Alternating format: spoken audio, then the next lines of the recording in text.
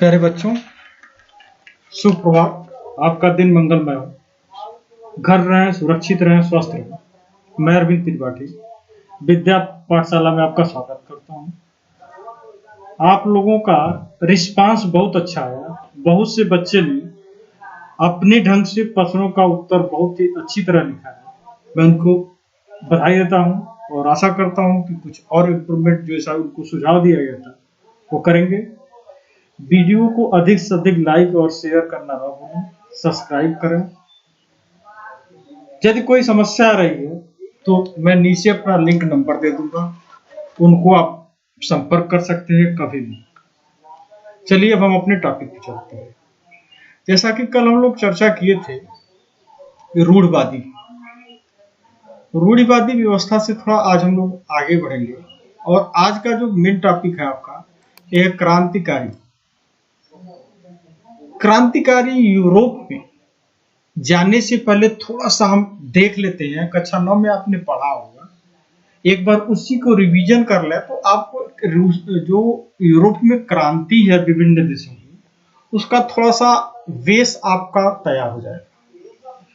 इसमें यह है कि 1815 में नेपोलियन बोनापार्ट ने अपनी विजयों से यूरोप के राजनीतिक मानचित्र और यूरोपीय राज्यों की सीमाओं में महत्वपूर्ण परिवर्तन कर दिए थे। अतः नेपोलियन को सन 1518 में वाटरलू में पराजित करके रोक दिया गया। फलस्वरूप कुछ शासकों ने नेपोलियन के जब साम्राज्यवादी विस्तार की नीति या हमें कहें नेपोलियन का जब अंत हो गया तो कुछ राज्यों ने अपनी सीमाओं को लेकर के, अपने राजनीतिक मर्यादाओं को लेकर के एक समूह बनाया। इसमें लुई 16वां फ्रांस का शासक यूरोप के राजनयिकों में और फ्रांस की सीमाओं तथा यूरोपीय मानचित्र को पुनर्मिलन किया। इस प्रकार इस समस्या को सुलझाने के लिए ऑस्ट्रिया की राजधानी एक जगह वियना, ध्यान दीजिएगा, वियना में यूरोपीय राज्यों का एक सम्मेलन आयोजित किया गया। इस सम्मेलन में हॉलैंड, बेल्जियम जैसे प्रमुख देशों ने भाग लिया। साथ में स्विट्जरलैंड, डेनमार्क, हॉलैंड, वर्सबर्ग आदि राज्यों ने भाग लिया और सभी ने इस सम्मेलन में यह निर्धारित करने का प्रयास किया कि यूरोप में शांति स्थापित कैसे किया जाए, फ्रांस की सीमाओं का निर्धारण की समस्या, वैधानिक अधिकारों की मान्यता, फ्रांस में मित्र राष्ट्रों को दंड देना, फ्रांस की सैन्य शक्ति की कमी, फ्रांस को दंड देना, यूरोप में शक्ति संतुलन स्थापित करना, चर्च के प्रभाव में वृद्धि और क्रांतिकारी तत्वों का विनाश। इस वियना सम्मेलन का अध्यक्ष ऑस्ट्रिया का चांसलर मेटरनिख था। इस संधि के फलस्वरूप फ्रांस के लोगों पर एक विशेष रूप से मित्र राष्ट्रों द्वारा एक बर्डन कर सकते हैं या बंधन लगा दिया गया। फलस्वरूप जो कल आप देख रहे थे कि उदारवादी और रूढ़िवादी जो विचारधाराएं थी, कल मैंने आपको एक चित्र दिखाया था जिसमें आप लोगों ने देखा था कि कुछ लोगों के मुंह बंधे हुए हैं। उदारवादियों का उदाहरण भी दिया गया था। उसी से अब आप आगे बढ़ेंगे। इस समय जो भी उदारवादी थे, यूरोपीय राज्यों में क्रांतिकारियों को प्रशिक्षण देने और विचारों का प्रचार प्रसार करने के लिए एक गुप्त संगठन उभर कर आया। अब यह संगठन, उदारवादी जो संगठन थे, यह गुप्त रूप से काम करने लगे।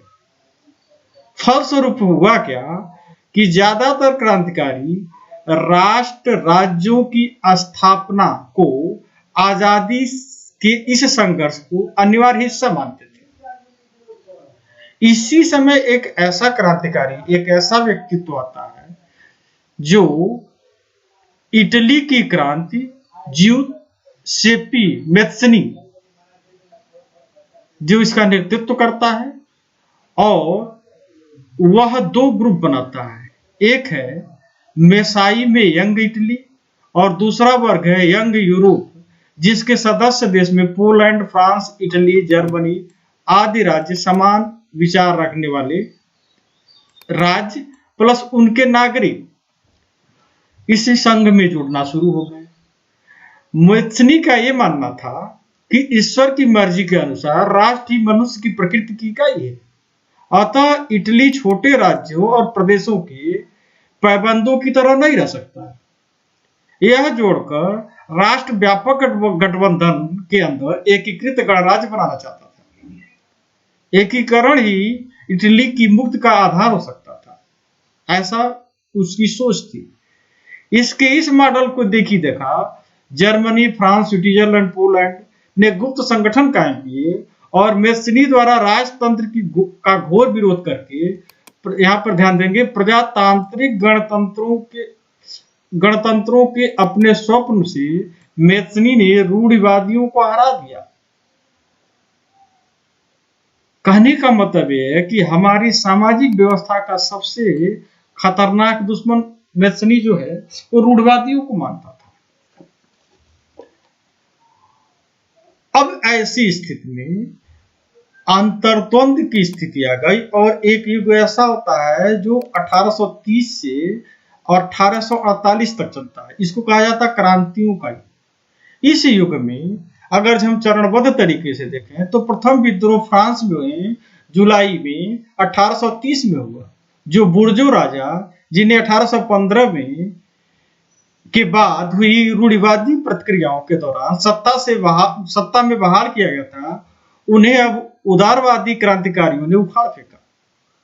उनकी जगह पर एक संवैधानिक राजतंत्र स्थापित किया। यह बहुत ही महत्वपूर्ण है, ध्यान रखिएगा, जिसका अध्यक्ष लुई फिलिप था। एक लेखक थे मैटरनिक ने एक बार टिप्पणी किया था कि जब फ्रांस छींकता है तो बाकी यूरोप को सर्दी जुकाम हो जाता है। कहने का मतलब क्या था, इस क्रांति का नेतृत्व कहीं कहीं फ्रांस ही करता था। जुलाई क्रांति में ब्रसेल्स में भी विद्रोह भड़क गए, जिसके फलस्वरूप यूनाइटेड किंगडम ऑफ नीदरलैंड से अलग हो गया। इन क्रांतियों में या इन क्रांतिकारियों में ऐसा नहीं कोई एक ही व्यक्ति का सहयोग रहा। इनमें कवियों, कलाकारों, शिल्पियों सबका सहयोग रहा। कवियों और कलाकारों ने यूनान को यूरोपीय सभ्यता का पालक बताकर प्रशंसा की और मुस्लिम साम्राज्य के विरुद्ध यूनान में संघर्ष के लिए जनमत जुटाया। एक अंग्रेज कवि हुए थे वायरन ने धन इकट्ठा किया, फलस्वरूप यूनान में एक राष्ट्र की मान्यता दी और यह मान्यता कुस्तुनतुनिया की संधि के फलस्वरूप हुआ। इसके बाद आप दूसरा टॉपिक देखेंगे, रोमानी कल्पनाएं और राष्ट्रीयता भावना। रोमानी कल्पनाओं को हम बड़े संक्षिप्त में बताएंगे। रोमानी कल्पनाओं में देखिए, ये आपको चित्र दिखाई दे रहा है, जिसमें ये ध्यान से चित्र को देखिए आप, तो कुछ लोग बैठे हुए हैं, कुछ लोग लेटे हुए हैं। ये रोमानी कल्पनाएं जो हैं देलाक्रोआ की एक घटना नाटकीय ढंग से बनाया गया है, जिसमें महिलाओं और बच्चों की पीड़ा को केंद्र बिंदु बताते हुए चटक रंगों का प्रयोग करके देखने वालों के भावनाओं को उभार करके यूनानियों के साथ सहानुभूति जगाने की कोशिश की गई है। कहने का मतलब क्या है कि यह इस चित्र के माध्यम से यह दिखाया गया कि यूनानी जो है काफी व्यथित थे और इन रोमानी चिंतकों द्वारा समाज के हर वर्ग, चूंकि उदारवादी ज्यादा पढ़े लिखे थे और उनके माध्यम से जो लोग निरक्षर थे, अधिकांश लोग निरक्षर थे, उनको भी उन्होंने राष्ट्रीयता की भावना को बोध कराने का प्रयास किया।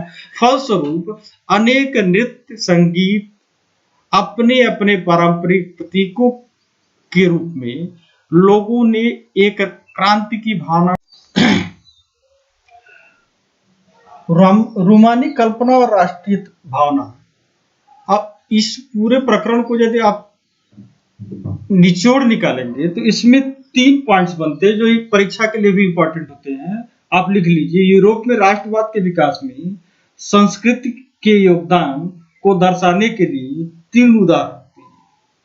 इन तीनों उदाहरणों का मैं चर्चा कर दे रहा हूं। पहला, लोक संस्कृति।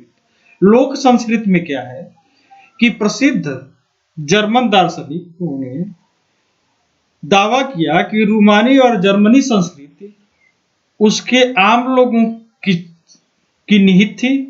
वे लोग लोक संगीत, लोक काव्य और लोक नृत्यों के माध्यम से जर्मन के राष्ट्र की भावना को प्रसारित किया जा सकता है। दूसरा पॉइंट इसमें बनता है भाषा। तो राष्ट्रभाषा के विकास के लिए भाषा का महत्वपूर्ण योगदान होता है, जिसका उदाहरण पोलैंड के राष्ट्रवाद के विकास के भाषा के एक महत्वपूर्ण भूमिका निभाता है। तीसरी चीज हम ये देखते हैं कि संगीत के माध्यम से राष्ट्रवादी भावना का जागृत किया गया। इसके अलावा संगीत में गुणगान किया गया तथा लोक नृत्य को राष्ट्रीय प्रतीक में बदल दिया गया।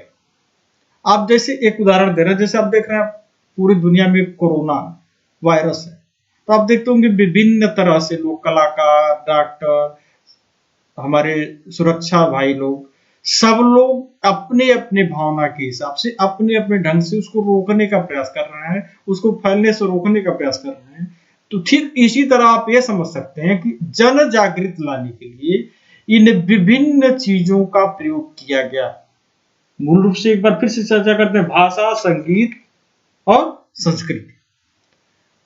पोलिश भाषा रूसी के प्रभुत्व के विरुद्ध संघर्ष के प्रतीक के रूप में देखी जाने लगी। मतलब भाषाई पहचान काफी आगे बढ़ गई। जो दूसरा कारण, अन्य कारणों में एक कारण और भूख, कठिनाई और जन विद्रोह। भूख, कठिनाई और जन विद्रोह पे यदि आप सरसरी निगाह दौड़ाएं तो इसमें यह था कि जनसंख्या वृद्धि हो गई, क्योंकि इंग्लैंड में औद्योगिक क्रांति हो गया था। औद्योगिक क्रांति के फलस्वरूप ग्रामीण जनता शहरों में जाने का प्रयास करती थी और शहरों में रोजगार कम थे और काम करने वाले अधिक थे। फलस्वरूप प्रतिस्पर्धा का सामना करना पड़ता था। जब प्रतिस्पर्धा का सामना करना पड़ता था तो ऐसी स्थिति में बेरोजगारी एक आम समस्या बन गई थी। अब एक तरफ तो उद्योग रोजगार की समस्या थी, दूसरी तरफ उसी समय अकाल पड़ गया और अकाल पड़ जाने के कारण खाने पीने की व्यवस्था कमी होने लगी। फलस्वरूप अब इस महामारी का प्रकोप जो है या इस कमी का प्रकोप जो है ग्रामीण क्षेत्रों पर भी पड़ने लगा। इस प्रभाव के कारण लोगों में एक जन जागृति आई और जनता ने जो वहां का शासक लुई फिलिप था उसको भागने के लिए मजबूर कर दिया। अब यहां पर एक अलग भावना है। राष्ट्रीय सभा ने एक गणतंत्र की घोषणा करते हुए 21 वर्ष से ऊपर के वयस्क पुरुषों को मताधिकार प्रदान कर दिया और काम करने के अधिकार की गारंटी। पहली चीज मताधिकार का अधिकार प्राप्त करना है 21 वर्ष से कम उम्र को, ध्यान दीजिएगा। दूसरा चीज है रोजगार की गारंटी, जैसे आपका मनरेगा चलता है ठीक उसी तरह से उस समय वहां के शासकों ने या जो लोग कल्पना कर रहे थे वहां रोजगार गारंटी, रोजगार उपलब्ध कराने के लिए राष्ट्रीय कारखाने स्थापित किए जाने लगे। फलस्वरूप आम जनता जो है इन आकर्षक और रोजगार परक चीजों के प्रति आकृष्ट हुई और इस पथ पर चलने का प्रयास करने लगे। साथ ही जो मजदूर थे उन्होंने ठेकेदारों के खिलाफ विद्रोह कर दिया और कपड़ा मिलों में जो मजदूर काम करते थे या जो कच्चा माल देते थे उनके जो अधिकार थे, जो उनको प्रॉफिट होना चाहिए था, वो नहीं मिल पा रहा था। फलस्वरूप पूरे समाज में उथल पुथल हो गया और एक हिंसक रूप भी लेने लगा। इसी क्रम में 1848 में उदारवादियों की क्रांति में हुआ यह था जब अनेक यूरोपीय देश गरीबी, बेरोजगारी और भुखमरी से ग्रस्त किसान मजदूर विद्रोह कर रहे थे, तब समानांतर पढ़े लिखे मध्य वर्ग में भी एक क्रांति। चूंकि उदारवादी से यह उम्मीद की जाती थी कि यह पढ़ा लिखा व्यक्ति होगा, यह कोई जरूरी नहीं है, लेकिन यह उम्मीद की जाती थी। फरवरी 1848 की एक घटना में क्या हुआ कि राजा को गद्दी भी छोड़नी पड़ी और एक गणतंत्र की घोषणा की गई, जो सभी पुरुषों को मताधिकार पर आधारित थी। जैसा कि आप पीछे पढ़ चुके हैं कक्षा 9 में कि सबको मत देने का अधिकार नहीं था, तो इस 1848 के बाद सबको मत देने का अधिकार हो गया। फलस्वरूप यूरोप के अनेक देश जैसे Germany, Italy, Poland, Australia, Hungary, वहां भी उदारवादी मध्य वर्ग की स्त्री पुरुषों के संविधान की मांग को राष्ट्रीय एकीकृत की मांग से जोड़ दिया गया। उनके बढ़ते हुए असंतोष का फायदा उठाकर एक राष्ट्र राज्य के निर्माण की मांग आगे बढ़ा गया और एक राष्ट्र संविधान, प्रेस की स्वतंत्रता, संगठन बनाने की आजादी जैसे संसदीय सिद्धांतों पर आधारित थी।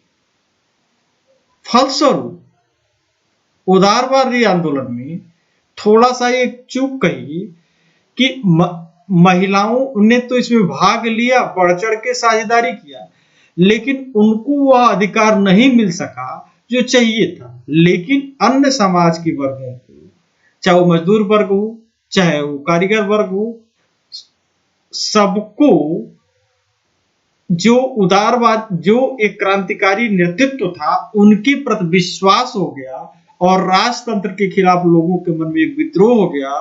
फलस्वरूप सेना में विरोध बढ़ गया, संसद में भी विरोध बढ़ गया और इस विरोध के फलस्वरूप यह समर्थन उनको मिलने लगा जो राजा के खिलाफ थे। परिणाम स्वरूप महिलाओं ने अपने राजनीतिक संगठन स्थापित किए, अखबार शुरू कर दिए गए, राजनीतिक बैठकें और प्रदर्शन में शिकायत की। इसके बावजूद भी उन्होंने असेंबली के चुनाव के दौरान मताधिकार से वंचित रखा गया था। किनको? महिलाओं को। फलस्वरूप यह संघर्ष बढ़ता रहा और आगे चल करके राजशाहियों ने उन परिवर्तन को आरंभ किया जो पश्चिमी यूरोप में 1815 से पहले हो चुका था। इसमें भूदासत्व, बंधुआ मजदूरी समाप्त कर दी गई और निरंकुश शासकों पर अंकुश रखने का प्रयास किया गया। आज के चैप्टर में हम इतना ही देखेंगे। आज का प्रश्न आप लिख लीजिए, उदारवादियों ने यूरोपीय देशों में क्रांति में क्या योगदान दिया। दूसरा प्रश्न, सन 1815 की वियना संधि के उद्देश्यों को स्पष्ट कीजिए। मैं उम्मीद करता हूं कि आप लोग और अच्छे से आज लिखेंगे। आपका दिन शुभ हो। धन्यवाद।